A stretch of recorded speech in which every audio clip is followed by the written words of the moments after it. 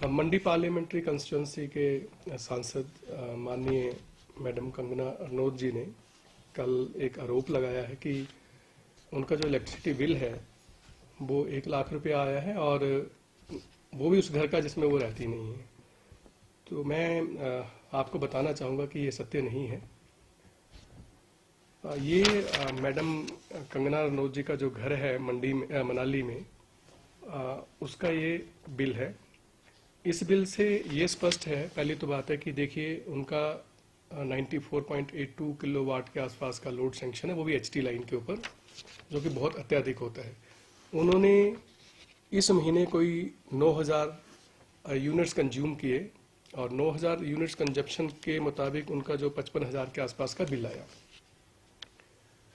55,000 का बिल है मार्च का, 28 डेज का है बिलिंग जो उनको हुई है। तो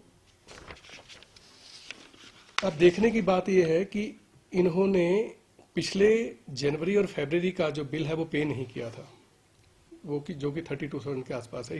यदि दोनों को मिला दिया जाए, पुराने एरियर्स और करंट बिल को मिला दिया जाए, तो ये 91,000 प्लस का बिल है, ना कि 1 लाख रुपए का। तो ये जो बिल जो उनको ज़्यादा दिख रहा है, यदि उन्होंने टाइमली पेमेंट की होती जनवरी और फरवरी के बिल की, तो ये 55,000 ही होता।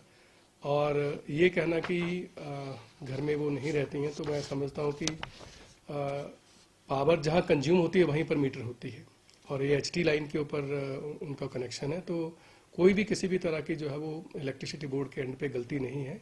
पावर उनके घर में कंज्यूम हुई है, इसी वजह से वो मीटर हुई है। और एक और मैं बात आपके ध्यान में लाना चाहूँगा कि उनको जो है वो इस महीने तकरीबन 700 रुपया जो सब्सिडी सरकार दे रही है, वो भी उनके बिल में उनके जो है वो मतलब उसका क्रेडिट उनको मिला, उसको उनको फ़ायदा मिला है। तो मेरी तो सभी उपभोक्ताओं से ये रिक्वेस्ट रहेगी कि जब भी आपका कोई बिजली का बिल आता है तो आप उसको टाइमली पे करें। यदि आप बिजली के बिल को टाइमली पे करते हैं तो मैं अपने फील्ड के जो लाइनमैन हैं, जो वर्कर्स हैं, हेल्पर्स हैं, उनकी सैलरी समय पर निकाल पाता हूँ, उनके मेडिकल बिल निकाल पाता हूँ, उनके टीएडीए निकाल पाता हूँ। यदि आपका बिल डिले होता है तो उनकी सैलरी और बाकी जो उनके पर्क्स हैं उनके ऊपर भी जो है वो स्वाभाविक रूप से जो है वो थोड़ा सा डिले होता है, विलम्ब होता है। तो समय पर बिल अदायगी करने से जो है वो इलेक्ट्रिसिटी बोर्ड और इसके एम्प्लॉयज़ की हेल्थ अच्छी रहती है।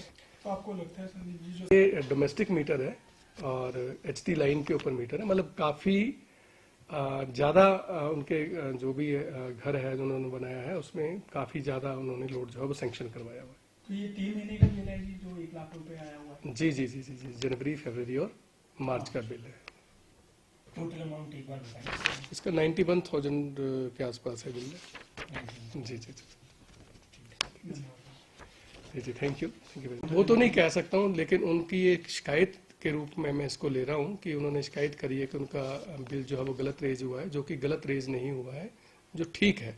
और ये 91,000 रुपीज़ का बिल है और बिल्कुल ठीक फिगर है। यदि आप देखेंगे तो पुराने एरियर्स इसमें नज़र आ रहे हैं, तो ये एरियर नहीं होते तो ये बिल डेफिनेटली कम होता है। और मेरी रिक्वेस्ट फिर से रहेगी, अपने बिल को जमा नहीं करवाती है तो आप कार्रवाई करेगा विभाग? जो सांसद जो अब कंज्यूमर है, जैसे आम कंज्यूमर है उसी तरह से वो कंज्यूमर है, तो जो भी हमारा सप्लाई कोड है उसके मुताबिक जो भी उनको पेनल्टी लगी है वो लगी ही है।